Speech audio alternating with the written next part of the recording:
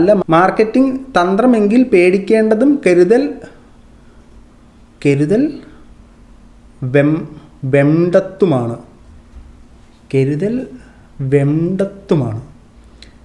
വെണ്ടത്തുമാണ്. അതുകൊണ്ട് അഖിൽമാരെ എന്ത് ചെയ്യണം, പുള്ളിക്കാരൻ ഉണ്ടാക്കി വെച്ച അല്ലെ പുള്ളിക്കാരൻ സമ്പാദിച്ച സ്വത്തുകളും സമ്പദ് വ്യവസ്ഥകളും എല്ലാം വിറ്റുപെറുക്കി പാവങ്ങളെ സഹായിച്ച് പുള്ളി വഴിയാധാരമായി റോഡിൽ വന്ന് കിടക്കണമെന്നാണ് എന്നെ സഹായിക്കുന്നത്. കൊടുത്ത പോലെ പങ്കെടുക്കുന്ന എല്ലാ പരിപാടികൾക്കും ഇൻവോയ്സ് നൽകി GSTയും ഇൻകം ടാക്സും അടച്ചാണ് ഞാൻ വരുമാനം പറ്റുന്നത്.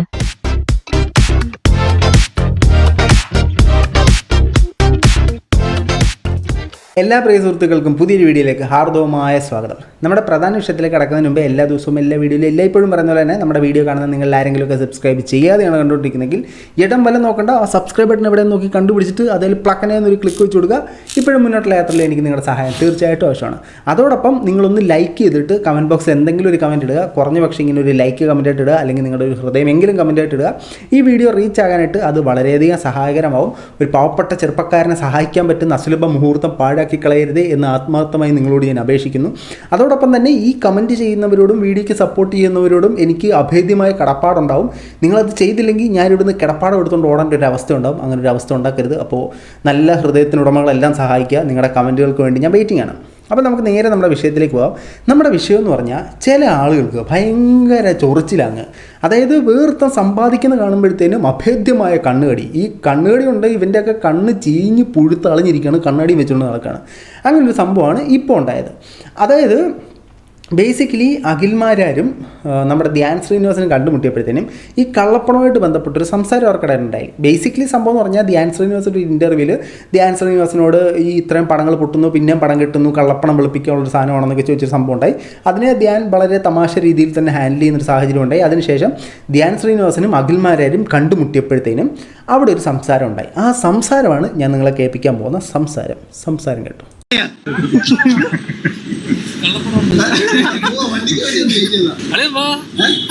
കൊല്ലത്തോണ രാത്രി ഞാൻ ബൈക്കിൽ പോകുന്നുണ്ട്.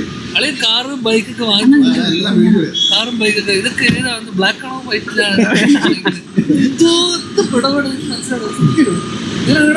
റെഡിയാണ്. അതിന്റെ എങ്ങനെയാണ് വരുമാനം സ്രോതസ് ഇല്ല ഞാൻ ഒരിടത്തും ഞാൻ രക്ഷിച്ചതാ. ഇതിന്റെ വരുമാന സ്രോതസ്സിനെ കുറിച്ച് അന്വേഷിക്കുന്നത് എന്റെ അടുത്ത പടം അളിയൻ പ്രൊഡ്യൂസ് ചെയ്യുമെന്ന്. ഇവർ തമ്മിൽ ഇങ്ങനെ തമാശപരമായിട്ട് സംസാരിച്ചൊരു കാര്യമാകാം ഇതിനെ ഇങ്ങനെ ഒരു കാര്യത്തിലേക്ക് ലീഡ് ചെയ്തത്. സംഭവം വേറൊന്നും അല്ലടേ, അഖിൽമാരുടെ കയ്യിൽ കുറച്ച് പൈസയുണ്ട്, കുറച്ചധികം പൈസ ഉണ്ട്. അത് വെച്ച് പുള്ളി മിനി കൂപ്പർ മേടിക്കുന്നു, ബെൻസ് മേടിക്കുന്നു, പുള്ളി മറ്റേ BMW ബൈക്ക് മേടിക്കുന്നു. ഇത് കണ്ടിട്ട് പുള്ളിയെ അസൂയയുടെ കണ്ണുകളോടെ നോക്കുന്ന ചില ആളുകൾക്ക് സഹിക്കാൻ പറ്റാത്ത രീതിയിലുള്ള ചൊറിച്ചിലുണ്ടായി. അങ്ങനെ പുള്ളിക്കെതിരെ ഭയങ്കരമായിട്ടുള്ള കമൻറ്റുകൾ വന്നു. ആദ്യം നമ്മൾ ഇദ്ദേഹം ഇപ്പോൾ ബൈക്ക് എടുത്ത സാധനം ഒന്ന് കണ്ടു നോക്കാം വീഡിയോ.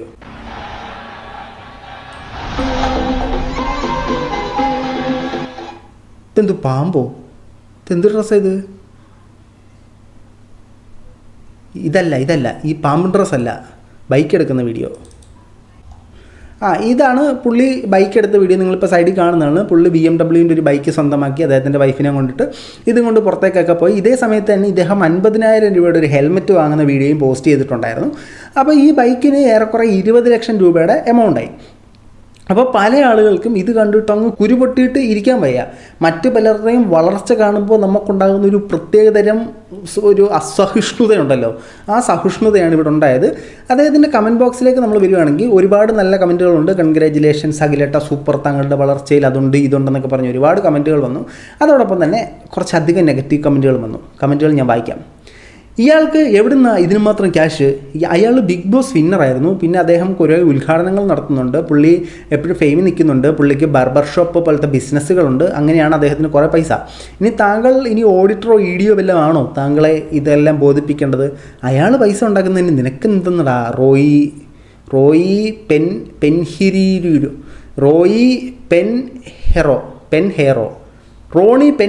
പെൻഹെറോയ്ക്ക് അറിയത്തില്ല, അല്ല അറിയണം.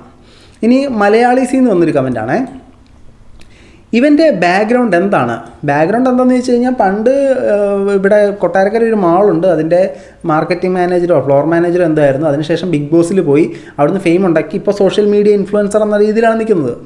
കള്ളക്കടത്തോ മറ്റോ ആണോ?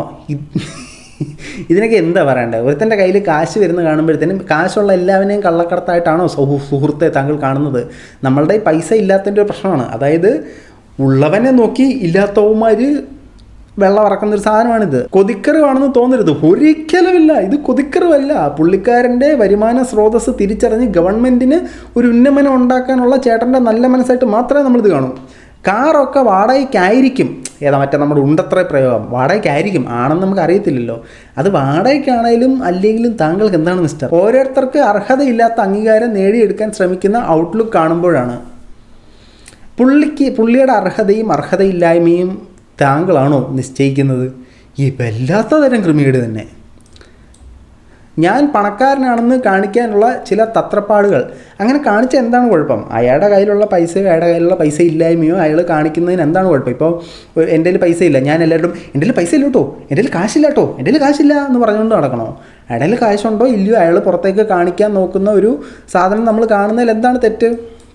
ഇനി ഈ മലയാളി തന്നെ അടുത്തൊരു കമൻറ്റ് ഇട്ടിട്ടുണ്ടായിരുന്നു. എന്താണെന്ന് ചോദിച്ചത്, ഈ ഓൺലൈനിൽ കാണുന്ന ഷോ ഓഫ് ഒക്കെ സത്യമാണോ അതോ വാടകയ്ക്കെടുത്ത കോട്ടാണോ എന്നറിയണ്ടേ? ചേട്ടൻ്റെ സാമൂഹിക പ്രതിബദ്ധത നമുക്ക് കാര്യം അറിയണ്ടേ? ഇത് വാടകയ്ക്കാണോ ഒറിജിനലാണോ, വാടക എങ്ങനെ, എന്നല്ല നാളെ എനിക്കിതൊക്കെ ഇട്ടുകൊണ്ട് ഇറങ്ങാൻ പറ്റും. നമുക്ക് കാര്യങ്ങളൊക്കെ അറിയണം. ഒരാൾ ഫേക്ക് ഇമേജ് ഉണ്ടാക്കി അയാളെ സമൂഹത്തിൻ്റെ റോൾ മോഡലാക്കാൻ ശ്രമിക്കുന്ന നല്ല മാർക്കറ്റിംഗ് തന്ത്രമെങ്കിൽ പേടിക്കേണ്ടതും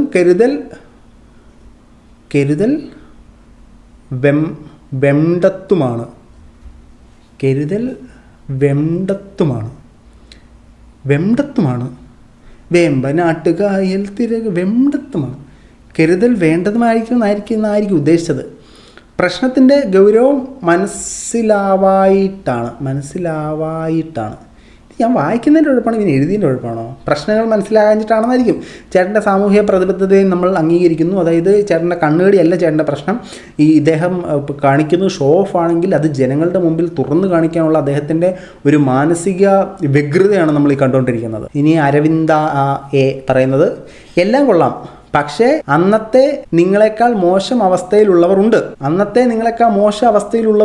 അവരെ വല്ലപ്പോഴും സഹായിക്കാൻ കൂടി മനസ്സ് കാണിക്കണം. അതെ, അഖിൽമാരാർ അത് ചെയ്യണം. അഖിൽമാരാർ പണ്ട് വളരെ സാമ്പത്തികമായി പിന്നോക്കം നിന്നൊരു സാഹചര്യം ഉണ്ടായിരുന്നു. ആ സമയത്തിൽ ഇപ്പോൾ നിൽക്കുന്ന അതേ സാഹചര്യത്തിൽ ഇപ്പോൾ നിൽക്കുന്ന ഒരുപാട് ആളുകളുണ്ട്. അതുകൊണ്ട് അഖിൽമാരാർ എന്ത് ചെയ്യണം? പുള്ളിക്കാരൻ ഉണ്ടാക്കി വെച്ച അല്ലെ പുള്ളിക്കാരൻ സമ്പാദിച്ച സ്വത്തുകളും സമ്പദ് വ്യവസ്ഥകളും എല്ലാം വിറ്റുപെറുക്കി പാവങ്ങളെ സഹായിച്ച് പുള്ളി വഴിയാധാരമായി റോഡിൽ വന്ന് കിടക്കണമെന്നാണ് എന്നെ സഹായിക്കുന്നത്. ചേട്ടൻ എത്ര പേരെ സഹായിച്ചിട്ടുണ്ട്? ഒരു ദിവസം സഹായിച്ചവരുടെ എണ്ണം ഒന്ന് പറയാമോ? അയാൾ സഹായിക്കുന്നുണ്ടോ ഇല്ലയോ എന്ന് താങ്കൾ എങ്ങനെ വിലയിരുത്താൻ പറ്റും? അത് അയാളുടെ പേഴ്സണൽ ഇഷ്ടമല്ലേ സഹായിക്കണം വേണ്ടോ എന്നുള്ളത്. ഏറ്റുമാനൂർ ഷൈനിയെയും മക്കളെയും പോലെ അത് ഞങ്ങളെ കാണിക്കുകയും വേണം. ഈ സഹായിച്ചിട്ട് നമ്മുടെ ഈ അരവിന്ദിന് നമ്മുടെ ഇതെല്ലാം എഴുതി അയക്കണം. അരവിന്ദ് എന്നല്ലല്ലോ പേര്,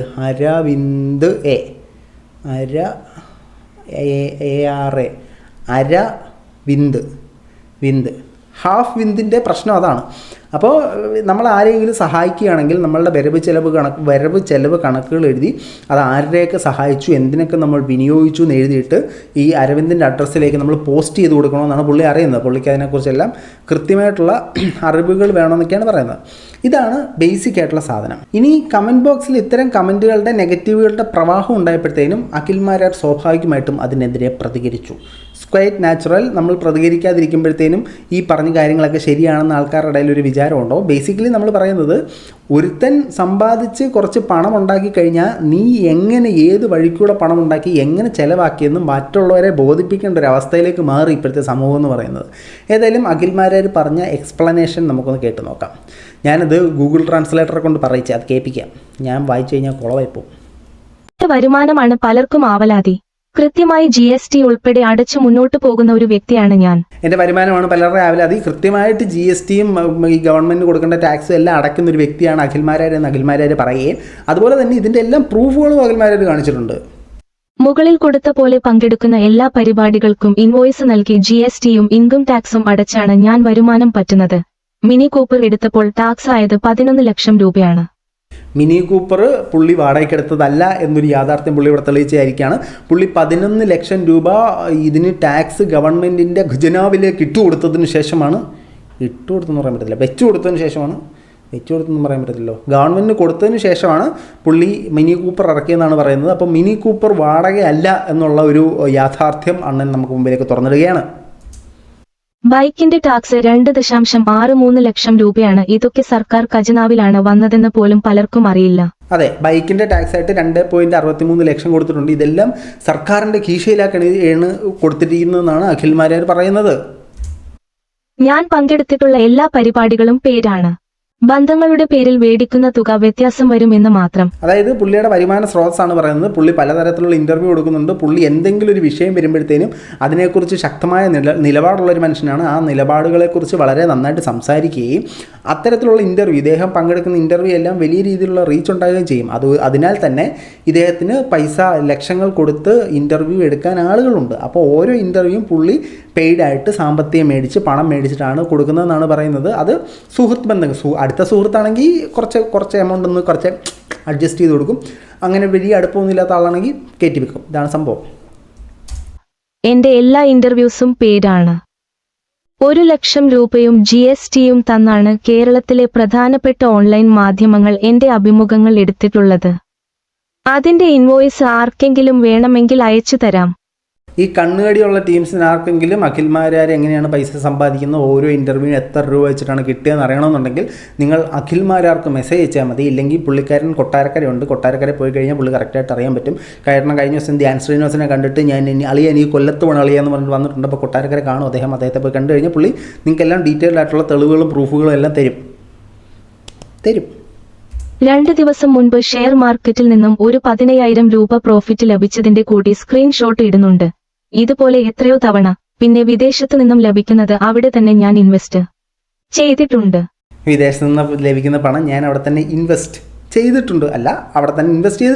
ഇദ്ദേഹത്തിന് വിദേശത്ത് പലതരത്തിലുള്ള ബിസിനസ്സുകളുണ്ട്. ഇദ്ദേഹം റിയൽ എസ്റ്റേറ്റിൽ കാര്യമായിട്ട് കച്ചവടം ചെയ്യുന്നുണ്ട്.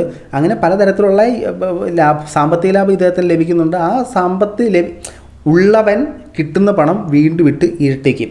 ഇല്ലാത്തവൻ ഉള്ള പണം മേടിച്ചിട്ട് കടം കൊടുക്കാനുള്ളവന് കൊടുത്തു തീർക്കും. ഇതാണ് സംഭവം. അപ്പോൾ അത് ഉള്ളവൻ വീണ്ടും സമ്പാദിച്ചുകൊണ്ടേയിരിക്കുന്നു. ഇല്ലാത്തവന്മാർ ഇവിടെ ഇങ്ങനെ ഇരുന്ന്. എല്ലാ GCC രാജ്യത്തും ഞാൻ പോകുന്നത് കൃത്യമായി ശമ്പളം വാങ്ങി തന്നെയാണ്. ദുബായിലെ ഒരു മീഡിയ കമ്പനിയിൽ നിന്നും 15,000 ദിർഹം ശമ്പളം അടുത്തിടെ വരെ എനിക്ക് ലഭിച്ചിരുന്നു. 15,000 ദിർഹം എന്ന് പറയാം.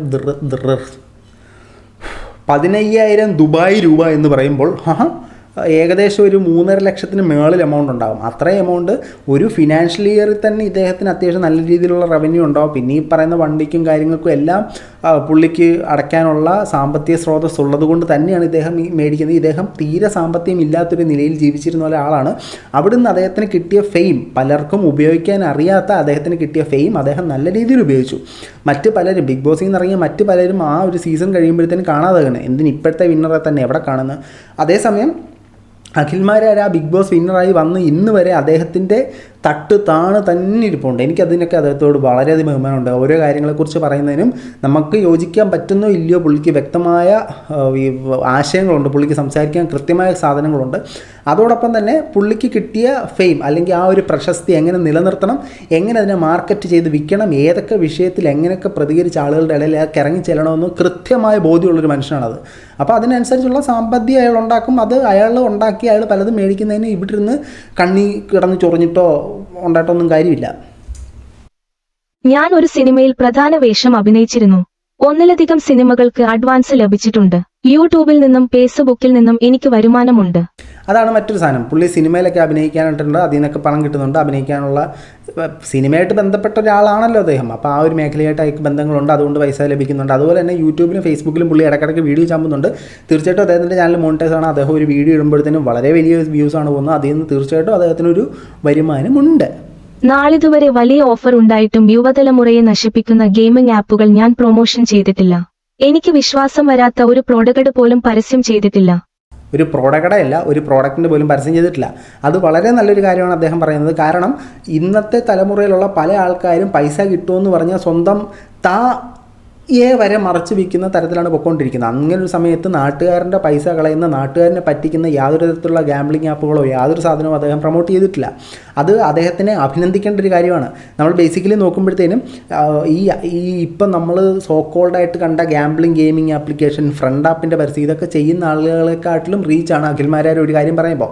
പക്ഷേ അദ്ദേഹത്തിൻ്റെ ക്രെഡിബിലിറ്റി നിലനിർത്താനാണ് നോക്കിയത്. മറ്റുള്ളവരെ പോലെ സമ്പത്തല്ല നോക്കിയത്. അദ്ദേഹം എൻ്റെ പേര്, ഞാൻ പറയുന്ന സാധനങ്ങൾ ആളുകൾ എടുക്കുന്ന, വിശ്വാസികൾ വിശ്വാസീയത നിലനിർത്തണമെന്നാണ് ചിന്തിച്ചത്. അങ്ങനെ ഒരാളെ ഇങ്ങനെയൊക്കെ കുറ്റപ്പെടുത്തുന്ന കേൾക്കുമ്പോഴാണ് ഇവിടെ അയാൾ സമ്പാദിക്കുന്നതിന് ഇവിടെ ആർക്കാണ് ഇത്ര കടി? അതാണ് എനിക്ക് മനസ്സിലാവാത്തത്. ഇനി മറ്റുള്ളവരെ സഹായിക്കുന്ന കാര്യം എനിക്ക് ആരെയും ബോധിപ്പിക്കേണ്ട കാര്യമില്ല. ഞാൻ കൊടുത്തത് എനിക്കും വാങ്ങിയവർക്കും ഈശ്വരനും മാത്രം അറിഞ്ഞാൽ മതി. അത് എടുത്തു വിളമ്പി റീച്ച് കൂട്ടി നന്മമരം കളിച്ചാൽ കേരളത്തിലെ നന്മമരം ഫ്രോഡുകളും ഞാനും തമ്മിൽ എന്താണ് വ്യത്യാസം? അത് കറക്റ്റായിട്ടൊരു കാര്യമാണ് പറയുന്നത്. ഇന്ന് പല ആൾക്കാരും സോഷ്യൽ മീഡിയ ഫെയിമുകൾ പലരെയും സഹായിക്കുന്നത് അത് കാണിച്ച് മറ്റൊരു തരത്തിലുള്ള റീച്ച് ഉണ്ടാക്കുക എന്നുള്ള സാഹചര്യത്തിലാണ് കാണിക്കുന്നത്. ഞാനിപ്പോൾ ഒരാളെ സഹായിച്ചു കഴിഞ്ഞാൽ അത് എടുത്ത് 500 രൂപ ഞാൻ കൊടുക്കുന്നു. 500 രൂപ കൊടുക്കുന്നത് വീഡിയോ എടുത്തിട്ട് കഴിഞ്ഞാൽ എനിക്കതിന് 5000 രൂപ കിട്ടും. അപ്പോൾ 500 രൂപ പോട്ട് ഇവിടുന്ന് ആ ഒരു സാധനമാണ് ഇന്ന് പല ഇൻഫ്ലുവൻസേഴ്സും ചെയ്യുന്നത്. അല്ലെങ്കിൽ 500 രൂപ കൊടുത്ത് സഹായിക്കുന്നു, അല്ലെങ്കിൽ ഒരു നാരങ്ങ വെള്ളം കുടിച്ചിട്ട് 1500 രൂപ കൊടുക്കുന്നു, എന്നിട്ട് ഞാൻ ഉണ്ടാക്കിയത് ഗംഗൽ ചാട്ടോ എന്നും പറഞ്ഞിട്ടൊരു സാധനം ഇടാൻ വേണ്ടിയിട്ടാണ് ഇന്ന് പലരും സഹായിക്കുന്നത്. അങ്ങനെ ഒരു സമയത്ത് ഈ അഖിൽമാരാര് ഒരു കൈകൊണ്ട് സഹായിക്കുന്നത് മറ്റാരും അറിഞ്ഞിട്ടില്ലെങ്കിൽ അത് അദ്ദേഹത്തിൻ്റെ നല്ല മനസ്സായിട്ട് കാണണം. അദ്ദേഹം ആ ഒരു പബ്ലിസിറ്റി ആഗ്രഹിക്കുന്നില്ല. അല്ലെങ്കിൽ ഒരാൾ നമുക്ക് മുമ്പിൽ കൈ നീട്ടുന്ന അയാളുടെ കയ്യിൽ സാമ്പത്തികമില്ല, അയാൾക്ക് മുന്നോട്ട് ഒരു നിവൃത്തിയില്ലാത്ത സാഹചര്യത്തിലാണ് കൂടുതൽ ആളുകളും, ഫ്രോഡായിട്ടുള്ളവരല്ല കേട്ടോ, മറ്റൊരാളുടെ മുമ്പിൽ കൈ നീട്ടുന്നത്. അപ്പോൾ അവരുടെ ആ ഒരു ദാരിദ്ര്യം അല്ലെങ്കിൽ അവരുടെ ആ ഒരു ദുഃഖം വിറ്റ് ജീവിക്കാൻ താല്പര്യം കാണിക്കാത്തതിന് അദ്ദേഹത്തിന് ഒരു നല്ല മനസ്സാണ്. എനിക്ക് അഖിൽമാരെ ഭയങ്കര ഇഷ്ടമാണ്. എന്തൊക്കെ പറഞ്ഞില്ല, പുള്ളിയുടെ ചില അഭിപ്രായങ്ങളോട് എതിർപ്പുണ്ടെങ്കിൽ പോലും എനിക്ക് അദ്ദേഹത്തിന് ഇഷ്ടമാണ്. ഇനി നമുക്ക് ബാക്കി കേൾക്കാം. വയനാട്ടിലെ വീടിന്റെ കാര്യം ചിലർ പറയുന്നത് കേട്ടു. നിങ്ങൾ ആദ്യം പിണറായി വിജയനോട് ചോദിക്ക്, നാട്ടുകാരുടെ കയ്യിൽ നിന്നും പിരിച്ച് 750 കോടി എന്ത് ചെയ്തു എന്ന്. അതായത് വയനാട്ടിൽ പ്രളയം നടന്ന സമയത്ത് അഖിൽമാരാർ പറഞ്ഞിട്ടുണ്ടായിരുന്നു, ഞാൻ അവിടുത്തെ ആളുകൾക്ക് വീട് വെച്ചു കൊടുക്കും, ഞാൻ മുഖ്യമന്ത്രിയുടെ ധനസഹായത്തേക്ക് പണം ഇടില്ല എന്നുള്ള കാര്യം. അതിനെക്കുറിച്ചും പല ചോദ്യങ്ങളുണ്ടായി. നീ വീട് വെച്ച് കൊടുക്കാമെന്നുണ്ട്, വീടെന്ത്, നിന്റെ വീട് കണ്ടില്ലല്ലോ എന്നൊക്കെ ചോദിക്കുന്നുണ്ട്. അതിനുള്ള മറുപടിയാണ് പറഞ്ഞു വരുന്നത്. ബാക്കിയിലേക്ക് നമുക്ക് വരാം. പിണറായി വിജയന് കിട്ടിയ ഇത്ര എമൗണ്ട് എന്ത് ചെയ്തു എന്നൊക്കെയുള്ള കാര്യങ്ങളാണ് പറഞ്ഞത്. നമുക്ക് കേൾക്കാം. ഏകദേശം 400 കുടുംബങ്ങൾക്ക് ഈ തുകയിൽ നിന്നും 50 ലക്ഷം വെച്ച് കൊടുത്താലും ബാക്കി 550 കോടി സർക്കാരിന് കിട്ടും. അതിനു പുറമെ 1500 വീടുകളുടെ ഓഫർ സർക്കാരിന് വന്നിട്ടുണ്ട്. അഖിൽമാരാർ മാത്രമല്ല, സർക്കാരിനെ എതിർക്കുന്ന ആരുടെയും ഓഫർ അവർക്ക് വേണ്ട. വലിഞ്ഞു കയറി ചെന്ന് വീട് വെച്ച് കൊടുക്കാൻ ആർക്കും കഴിയില്ല. സർക്കാർ അനുമതി നൽകണം. അവർ നമ്മളുടെ ഓഫർ സ്വീകരിക്കാൻ തയ്യാറാവണം. അപ്പോൾ ഇതിനകത്തും നമുക്ക് മനസ്സിലാകുന്നത് അഖിൽമാരാർക്ക് അവിടെ സഹായിക്കാൻ അല്ലെങ്കിൽ വീട് വെച്ച് കൊടുക്കാൻ സർക്കാരിൻ്റെ പലതരത്തിൽ നിന്നുള്ള സഹായം അല്ലെങ്കിൽ സർക്കാരിൻ്റെ സൈഡിൽ നിന്നുള്ളൊരു സപ്പോർട്ട് കിട്ടിയില്ലെന്നൊരു സാധനമാണ് വളരെ ഇൻഡയറക്റ്റായിട്ടോ ഡയറക്റ്റായിട്ടോ എന്ന രീതിയിൽ അഖിൽമാരാർ പറയുന്നത്. ഇനി നമ്മൾ ഇന്നത്തെ കഥയിലേക്ക് വരുവാണെങ്കിൽ ഈ അഖിൽമാരാർ ഈ പറഞ്ഞ സാധനങ്ങൾക്കെല്ലാം ഉള്ള വ്യക്തമായ തെളിവുകളോടുകൂടി തന്നെയാണ് അദ്ദേഹം സംസാരിക്കുന്നത്. അദ്ദേഹം ഷെയർ മാർക്കറ്റിൽ നിന്ന് എടുത്ത പൈസയുടെ കാര്യങ്ങൾ ഇടുന്നുണ്ട്. പുള്ളിയുടെ കിട്ടിയ റവന്യൂവും ടാക്സും സാധനങ്ങളും കുന്തോ കുറച്ചൊക്കെ എല്ലാം പുള്ളി ഇട്ടിട്ടാണ് പ്രൂഫ് ചെയ്ത് ഇടുന്നത്. ഒരുത്തൻ അധ്വാനിച്ച് സമ്പാദിച്ചിട്ട് ഞാൻ ഇത് അധ്വാനിച്ച് സമ്പാദിച്ചതാണ് എന്ന് പ്രൂവ് ചെയ്യേണ്ട ഒരു അവസ്ഥയെക്കുറിച്ച് ഓർക്കുമ്പോഴാണ് നമുക്ക് വളരെയധികം വിഷമം തോന്നുന്നത്. ഇനി ഈ അഖിൽമാരാർ പണം സമ്പാദിക്കുന്നതിൽ ഇവിടെ എപ്പോഴാണ് ഇത്രയും കടി? അതാണ് എനിക്ക് മനസ്സിലാകാത്തത്. അയാൾക്ക് കഴിവുണ്ട്, അയാൾക്ക് അയാളുടെ ഫെയിം എങ്ങനെ ഉപയോഗിക്കണമെന്നറിയാം, അയാൾക്ക് അയാളെ എങ്ങനെ മാർക്കറ്റ് ചെയ്യണമെന്നറിയാം, അയാൾക്ക് അയാളെ എങ്ങനെ ബ്രാൻഡ് ചെയ്യണമെന്നറിയാം, അയാൾക്ക് അയാളെ എങ്ങനെ വിൽക്കണമെന്നറിയാം. അങ്ങനെ ഒരുത്തൻ അയാളുടെ സാമ്പത്തിക സ്ഥിതിയിൽ ഉയർന്നു വരുമ്പോഴത്തേനും അയാളുടെ പണം എങ്ങനെ ഹാൻഡിൽ ചെയ്യണമെന്ന് അയാൾക്കറിയാം. അതിന് നീയൊന്നും ഇവിടെ ഇരുന്ന് എത്ര കണ്ണുകടി ഉണ്ടാക്കിയിട്ട് ഒരു കാര്യമില്ല എന്നുള്ള മനസ്സിലാക്കുക. നമുക്ക് പറ്റുമെങ്കിൽ ഒന്നുകിൽ അദ്ദേഹത്തോടൊപ്പം ഇല്ലേ അദ്ദേഹത്തിൻ്റെ മേളിൽ സമ്പത്തുണ്ടാക്കുക, നമ്മളുടെ ജീവിതം നമ്മളായിട്ട് ആസ്വദിച്ചടിച്ച് പൊളിക്കുക. ഇപ്പോൾ ഈ കമൻറ്റ് ഇട്ടവനൊക്കെ ഒരു കാറ് മേടിക്കുമ്പോൾ അല്ലെങ്കിൽ ഒരു ബൈക്ക് മേടിക്കുമ്പോൾ വന്നിട്ട് കളപ്പണമല്ലേ, എവിടെ നിന്ന് കിട്ടി പണം, കാണിക്ക്, പ്രൂഫ് കാണിക്കുന്നേ എന്ന് പറഞ്ഞ ആൾക്കാർ ചോദിച്ചു കഴിഞ്ഞാൽ എങ്ങനെ ഇരിക്കും? ആ ഒരു സാധനമാണ് ഇവിടെ നടക്കുന്നത്. ഏതായാലും അഖിൽമാരാരുടെ പ്രതികരണം എനിക്ക് ഇഷ്ടപ്പെട്ടു. നമുക്ക് അക്ഷരം തെറ്റാതെ ഈ അഖിൽമാരെ വിളിക്കാം ഇൻഫ്ലുവൻസർ എന്ന്. ഇത്തരം പറഞ്ഞുകൊണ്ട് നമ്മുടെ ഈ വീഡിയോ അവസാനിപ്പിക്കുകയാണ്. നിങ്ങളുടെ അഭിപ്രായങ്ങൾ തീർച്ചയായിട്ടും കമൻറ്റ് ചെയ്യുക. മറ്റൊരു വീഡിയോ ആയിട്ട് വന്നേരെ. ബൈ.